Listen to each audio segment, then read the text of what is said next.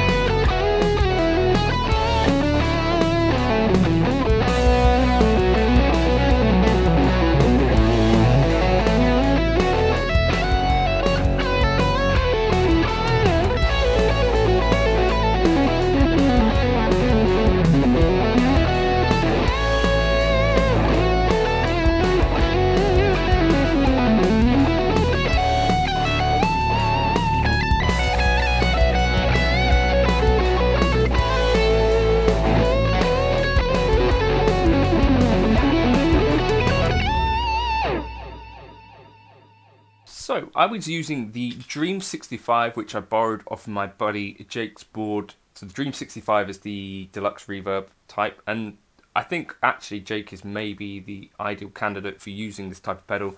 And then for the drive tones, I was just using the Lion 68, which I bought a couple of weeks back because I wanted to give it a go, and most of the videos that I'd seen initially were kind of sponsored videos and obviously promotional stuff for the pedal, so I wanted to kind of put it in context, and I've done that video and I compared it to the Friedman IRX as well, and I felt like actually they were surprisingly similar in I felt like actually I don't need to keep both, so I will be selling the Lion at some point. If you're looking for one, I'll let you have it for a fair deal if you want to send me an email or something.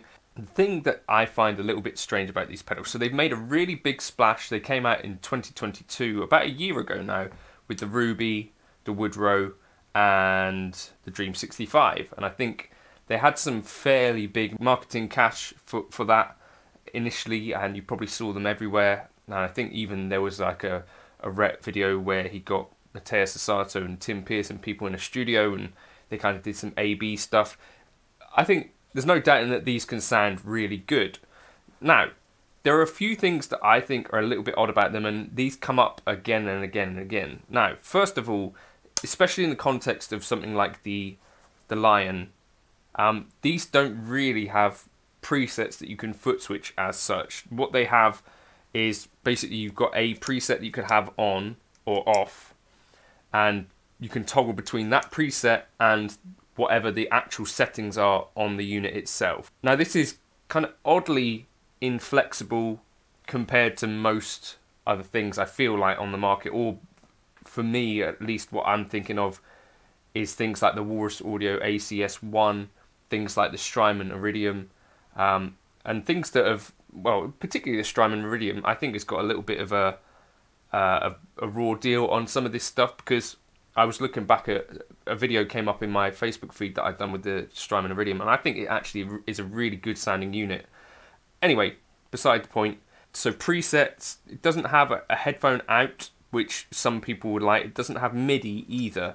What you do get is like an amp in a box type thing, which you can just plug in. It's pretty plug and play, and it sounds pretty good, I think. Just noticed there's a dent on this bowie. It doesn't, I think, sound unlike anything that you might hear from another modeler. It makes it kind of difficult to A/B and get the best out of their speaker part, because you can't bypass just the amp part of this and have just the speaker. You can bypass the speaker. So in my comparison video, what I did was bypass the speaker and put both this and the Friedman IRX through the same IR. And yeah, I found it comparable with that. So if it's hanging with an actual tube preamp, I think that's fairly good news. I think it hangs with most of the other modelers out there. I did compare the Plexi and the Deluxe Reverb. I just quickly pulled up something on a Axfex and kind of recorded things. The thing about the Dream, the spring in the Dream 65 sounds really, really good, and yeah, just sounds great. And the amp modeling sounds good too.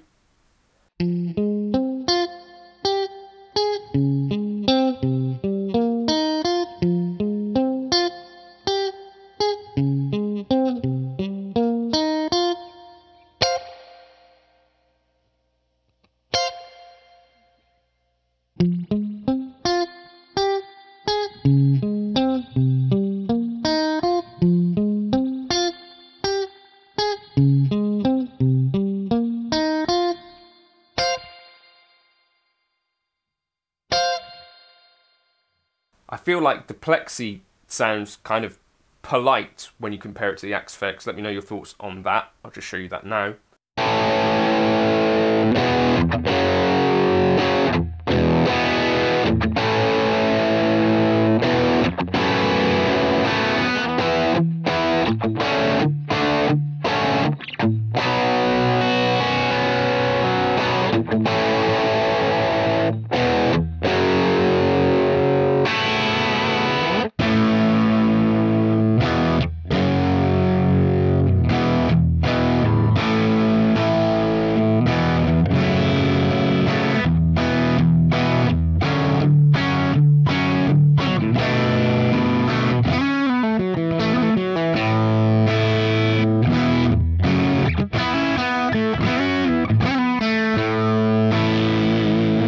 But what I think is a little bit odd is that if you pay £380 for a pedal that just has like 3 plexis in it, I don't know, for me, what would be more useful is something like the Strymon Iridium. Like on a gig, what I really probably need is to be able to go between a clean sound, maybe a Fender style clean sound. Like this has been the thing for many years. Maybe you'd want a Fender style clean sound and a Marshall drive sound, like the best of both worlds. Having just 3 plexis, so you've got the bass, the lead and the brown, to me is pretty much not much more useful than just having one of those, because the likelihood is that you're going to find, especially if you're playing this thing live, a one tone that works for you. And since you can't use presets particularly anyway, unless you're going to get your phone up and switch between saved presets, which I'm not sure many people would be doing, you're kind of stuck with one at a time anyway, because there's no presets on it. So it's a little bit odd to me, the whole setup. Yeah, difficult to get my head around really, because like Jake uses the Dream 65, you've got it under your board, it never really changes, and you use it as a pedal platform. That makes sense to me, but still, do you need, or do you want 3 types of Deluxe Reverb 65 in one pedal if you can't access them on the fly, particularly. You basically, whilst you're gigging, stuck with one preset at a time, or you can kick on a boost or off a boost, or the live settings and that. So you could have the live setting be a different amp with totally different settings and then switch between those. But again, it's just something about the whole setup just to me seems a little bit strange. So I'd love to know in the comments if I'm barking up the wrong bush on this and if you've found your way to use them live, because for me it seems that unless you're doing like the Edge thing where you literally just plug this thing into your rig, and he's got all three of the original releases in his rig in place of the amp, and you just kind of set them and forget them. I'm not exactly sure what the preferred use cases of these. I don't know, it's a bit of a weird video, I admit. Kind of a little bit expensive for something that's a little bit limited in some ways compared to some of the competition. So if you've got the Walrus Audio ACS1, the Strymon Iridium, there's others as well, isn't there? I'm just drawing a blank. I think TC Electronics did something relatively similar to these recently. I don't know if those have presets and stuff either, but they are cheaper. But I don't think they had the heritage of Universal Audio. I think that's part of what's going on here, is that we see the badge Universal Audio and we kind of see and hear an extra layer of quality. For me, it feels and sounds like these things are basically within the ballpark of other modelers and other modeling companies. So, you know, your things like your Line 6, your things like your Strymon Iridium, your things like your Axfex. And that's not a knock on it, it's just that I don't think it's blowing anything of mine out of the water either. So then it comes down to me, like the workflow and the how you're supposed to use them and how people actually are using them. For me, without MIDI, without proper presets, it just seems a little bit, I don't know. Let me know your thoughts in the comments. If you tried one, if you loved one. I think for me, I'm probably done with these now. I think they do sound good for what they do. And if you're looking for a simple plug and play pedal platform type thing, then they definitely work. This one has 2 amps at a time as well, basically, because you've got like a Y cable and you can turn up the models independently of each other. It's kind of a bit of a unique thing. But yeah, let me know your thoughts. I don't know, I'm glad I tried it, and I think it does sound pretty good, but it doesn't sound unlike anything else on the market, in my opinion. Let me know yours in the comments.